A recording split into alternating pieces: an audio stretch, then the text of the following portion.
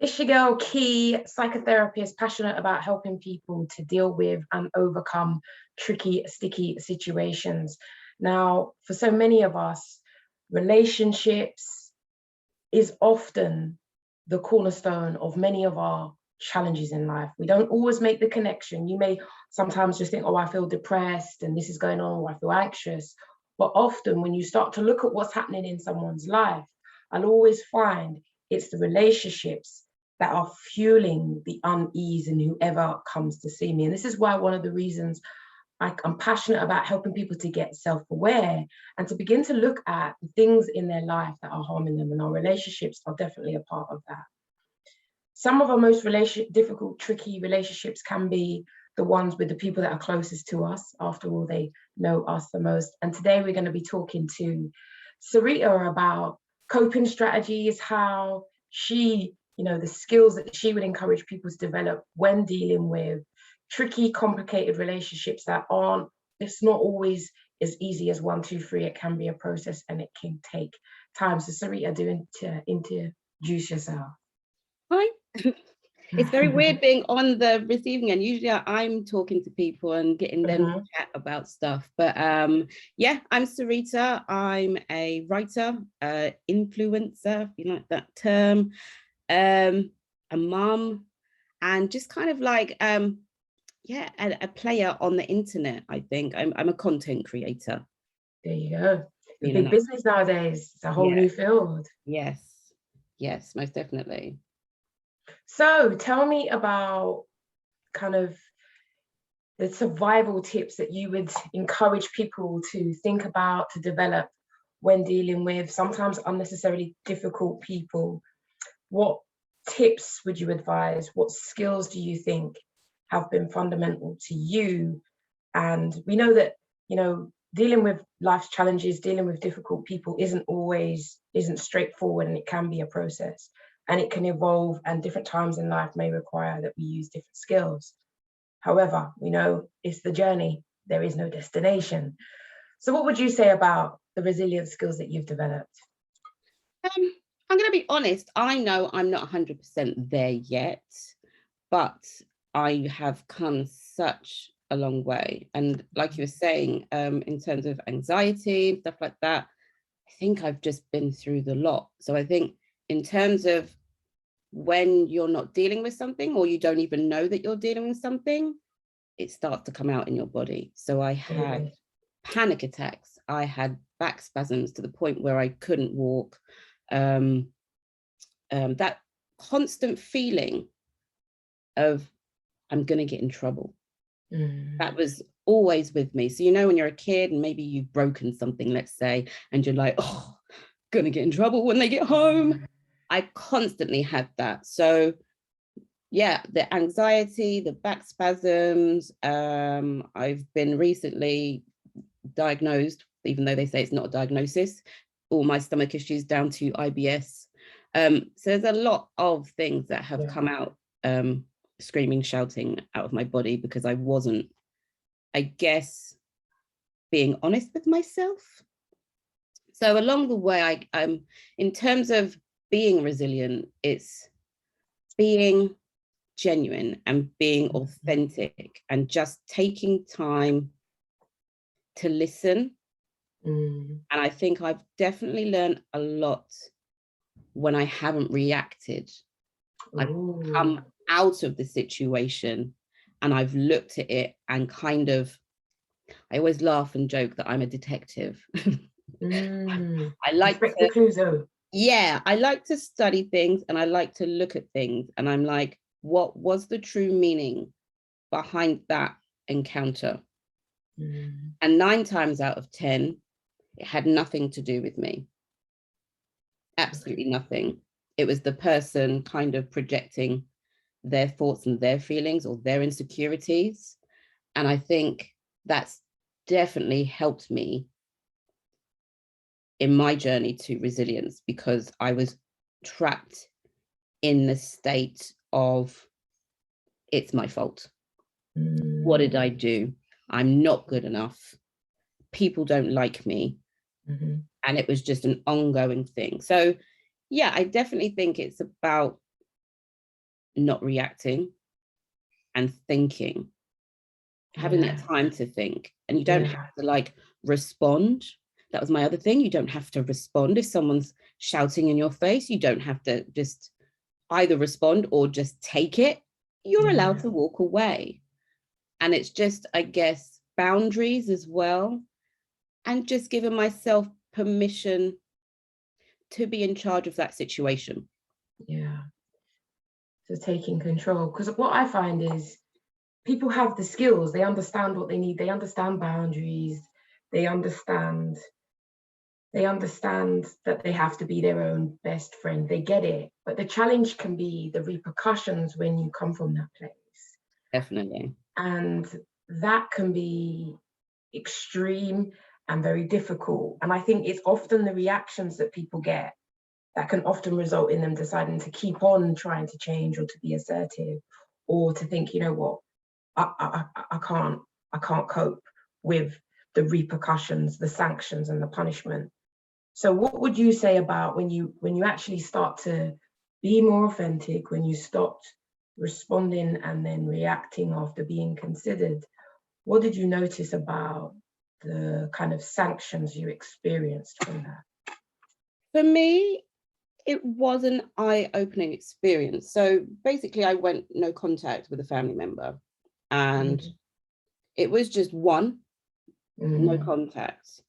And I thought naively that that would be okay. No contact, no one else will get involved. It's just, it is what it is. I'd be able to just see those people at that time and have nothing to do with that person. However, as much as I've done the work and read into like narcissistic behavior and traits, they say when you go no contact, that's not the end. It's not the end of the trouble. And me being me, I was like, I've been through so much. How could it possibly go? How could it possibly be worse? And I think for me, the worst thing was that person using other people to hurt me. That was the worst thing. Yeah. And then it's kind of magnifies. It's not just one person against you, it's many from the same kind of system. And that can work with anything. I think for me, when you don't listen to the universe, it really does come knocking at your door. And what do you specifically mean by that? Let's put some flesh on that, because some people, we hear a lot of people talk about universe, but what does that specifically mean to you? For me, I think it's just whatever. I'm quite a spiritual person. I just believe that there is something kind of guiding us. Yeah. And it comes out through situations. And for me personally, I think when you get repetitive situations, to me, that's the universe saying, you didn't hear the first time, so I'm going to tell you again. Yeah. And then you ignore, and then it tells you again. So for me, that came out in very similar situations. So the family situation, that happened already with friendship groups. There was one friend who I again had narcissistic traits. I went no contact, and then the rest of the friendship group got on side, and it was just like more. So it's happened quite a few times. And I think, again, for me, this time I just had to go through it rather than no contact and be worried or scared. Not like I'm scared of that person, but it was just like scared to come across as bad. So in the sense of sticking up for myself, I wouldn't necessarily say anything. I would just be like, no contact, done. That's it now. Bye. It was easy to run away from the situation. However, this time round, I've got no contact, but they know why. I said my piece, that was it, and it was done. And I think looking back at all the situations, a lot of those people didn't think I would do it. I think I got a lot of it because they always thought I would just be there forever. Yeah. And I think that's usually when we've got to a place where you've exhausted all options, you've tried and again, and I think sometimes people wish they could fast forward that time when you get to that point of no return, but you know what, it's a process. We can understand it here, we can understand no contact, we can say it, but your journey and your experience with that is unique to you, and you have to get to your ground zero, your kind of, I'm done. Yeah. And it's to do with growth as well. And again, I didn't have the tools the tools to do what I've done now back then. Yeah. But there is always that sort of like thought in the back of my head. It's just like, if I knew what I knew now, things would be so different. You can't. Like you said, it's everybody's path. Things happen for a reason. Maybe not everything is your fault. But yeah, it's part of growth. It's part of growth. And it's part of the journey. Exactly. It is a part of the journey. And like you said, the challenge with regret and, if I would have done this, which means you can't appreciate, if you can't fully appreciate your now if you don't accept what we did yesterday. Right. Because otherwise we're beating up on ourselves, and you wouldn't have got to where you are now if you hadn't have gone through what you've been through. Exactly. And I wouldn't know what I know now. There we go. So we're grateful for the mishaps and the challenges. So what I'm taking there is a few tips. There was about kind of not responding, and that takes time. Yes, it does. I know I'm very fiery. That's been a life journey, that one. And giving yourself space. I think that's also really fundamental when dealing with unnecessarily difficult people, because some unnecessarily difficult people do conflict very well. Yes. And they're quick. And if you don't do conflict well, your body's trying to kind of regulate itself. You're in fight or flight mode. So your capacity to articulate a sentence coherently is compromised. 100%. And then they use that as a to purposely misunderstand and then twist. There you go. So it's easier to come away from the situation, think, and then when you're ready to be articulate and know what you're going to say, say it. But then it's always, for me again, I've wanted to respond so many times, and I'm like, oh, that's not true. That's not true. And it's just like, it just got to a point where it's just like, why defend myself to someone who is purposely sharing mistruths? They already know. So what's the point? Absolutely. And that is surrender. And that's a spiritual principle, surrender is, I am not going to convince these people. They've already made up their mind. Let me take my energy and place it elsewhere. You're creative, you can create. You've also made that kind of mind-body connection. And often when we are out of sync with our authenticity, when we're out of sync with our intuition, and we keep going and we keep going, and we don't acknowledge what the anxiety is telling us when we're going to see certain people and we're unsteady, then it manifests. It manifests into things like IBS and, ulcers, coleslaws, hair loss. So this is just one of the reasons why tapping into the wisdom within and being in alignment with self, that self-awareness is fundamental to that journey. And I think people don't respect that. We don't have that kind of connection enough. We see things like, oh, I'm depressed and I go to the doctors because I'm depressed. You got to do a scrutiny of your whole life situation. Start with your phone.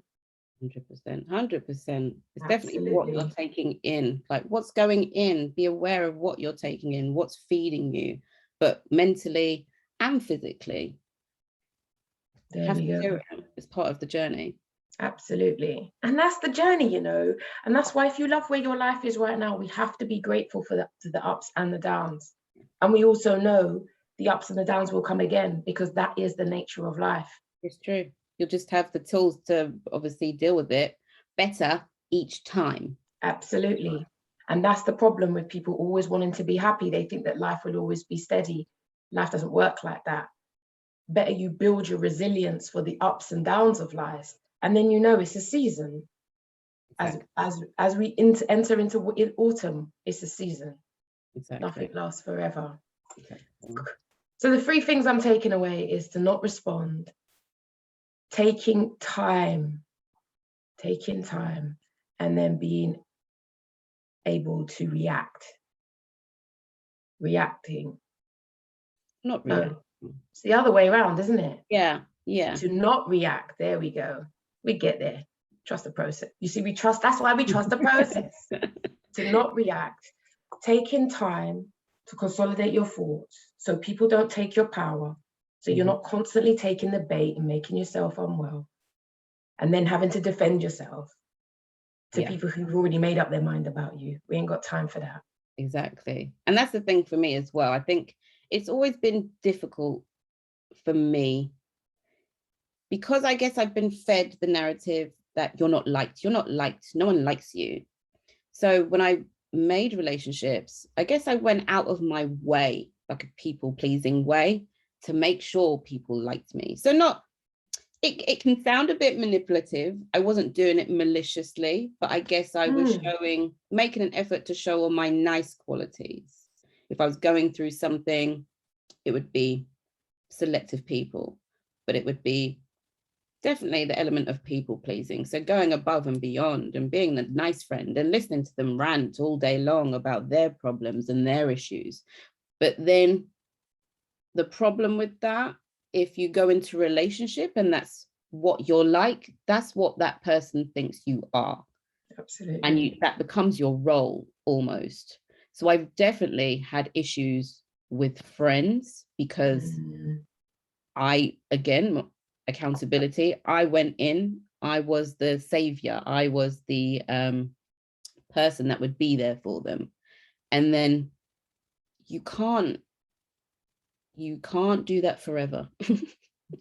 It takes its toll, man. Yeah. And then you just end up resentful. But the resentfulness comes from what you created in the first place, because you've got this friend. If you develop the wisdom to be self-aware enough, because most people don't get that insight. That's a really important insight. They think most people who end up staying depressed and angry and bitter and filled with resentment think that everybody else is doing it to them.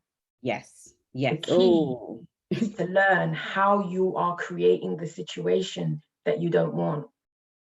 And that takes self-responsibility, self-awareness, self-insight, self-introspection. And this is one of the reasons why, if you're a defended ego and everybody else is to blame and you're a perpetual victim, that process won't happen. And that's how people stay stuck, blaming everybody else for their circumstance. So I think one of the things I notice is we can, just kind of fly by these skills and tactics, but they are really powerful, because what you're talking about there is being responsible for yourself. Yeah. A lot of people don't like that one. No, they don't, because it can be difficult. Absolutely. But again, if the same set of circumstances are happening over and over again, you do have to think. It can't just be fluke. Yes, you do get people that are attracted to those types of people, like, I can smell you a mile away. Yeah. But there's your part to play in this, because if you came, they smelt it. If I hadn't come into that space with the I'll help you, don't worry, oh, aren't they horrible, let me talk to me, I'll take it all in. Don't do it. I can't do it. There you go. It makes you ill in the long run. And then it's not the type of relationship that I want. So it's a disingenuous relationship. Yeah, but based on the unconsciousness of where you were then. Yes. You see, so that's why we forgive ourselves, because it's based on what we knew then. And as we evolve and want 50-50, we realize that those relationships can't come with us, sadly. And they end, they pause, and who knows where life, may take us.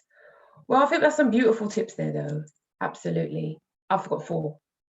Not reacting, taking time out to make considered responses.